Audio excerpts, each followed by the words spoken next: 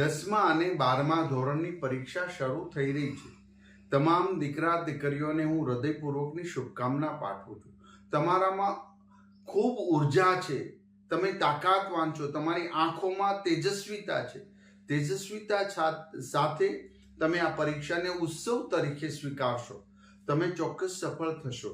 ગયા વખતે પણ 10મા અને 12મામાં બહુ સારું પરિણામ પ્રાપ્ત કર્યું હતું, એનાથી પણ સારું આ વર્ષે પરિણામ પ્રાપ્ત થશે.